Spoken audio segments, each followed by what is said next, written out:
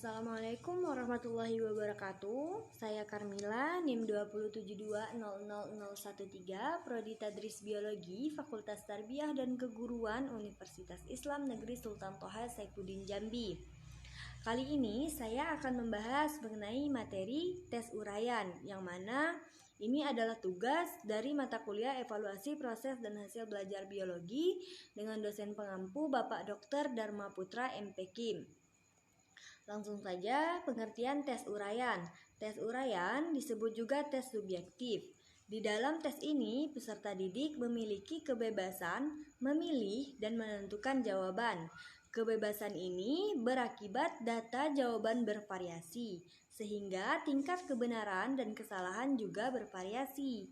Hal inilah yang mengundang subjektivitas.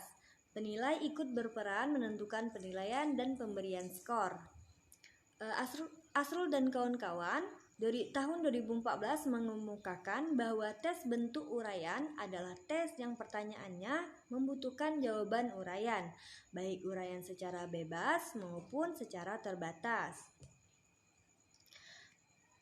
Lanjut ke jenis-jenis tes uraian. Yang pertama, tes uraian bebas atau terbuka. Menurut Nana Sujana, tahun 1991, dalam uraian bebas, jawaban siswa tidak dibatasi, bergantung pada pandangan siswa itu sendiri. Hal ini disebabkan oleh pertanyaan uraian yang bersifat umum. Kelemahan tes ini ialah sukar menilainya, karena jawaban siswa bervariasi, sulit menentukan kriteria penilaian. Yang kedua, tes uraian terbatas.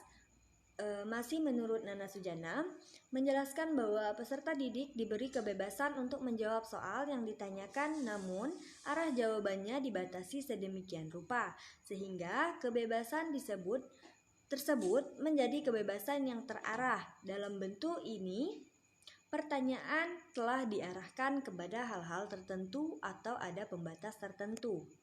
Selanjutnya, kelebihan dan kekurangan tes uraian. Kelebihannya, yang pertama, bagi guru, menyusun tes tersebut sangat mudah dan tidak memerlukan waktu yang lama. Yang kedua, penjawab mempunyai kebebasan dalam menjawab dan mengeluarkan isi hati dan buah dari pikirannya. Yang ketiga, yaitu untuk melatih mengeluarkan pikiran dalam bentuk kalimat atau bahasa yang teratur. Selanjutnya yaitu kelemahan dari tes uraian. Yang pertama, tidak atau kurang dapat digunakan untuk mengetes pelajaran yang luas atau banyak sehingga kurang dapat menilai isi pengetahuan siswa yang sebenarnya. Selanjutnya yang kedua, kemungkinan jawaban dan keterangan sifatnya menyulitkan penjelasan pengetesan dalam menskornya. Yang ketiga atau yang terakhir, baik buruknya tulisan dan panjang pendeknya jawaban yang sama mudah menimbulkan evaluasi dan penskoran atau scoring yang kurang objektif. Selanjutnya, karakteristik tes uraian. Yang pertama, tes atau ujian berbentuk pertanyaan atau perintah yang menghendaki jawaban dengan berupa uraian atau paparan kalimat yang biasanya cukup panjang. Yang kedua, biasanya bentuk dari pertanyaan ialah seperti dipertahankan untuk berkomentar, menjelaskan, menafsirkan, membandingkan, menganalisis, dan juga memilih masih banyak lagi. Yang C atau yang ketiga, jumlah dalam pembuatan soal uraian biasanya hanya 5 butir soal ataupun 10 butir soal. Yang D ataupun yang terakhir adalah pada awal butir soal dalam uraian pada umumnya seperti jelaskan, terangkan, uraikan, mengapa, bagaimana, ataupun kata yang lain yang memiliki makna serupa. Contoh tes uraian.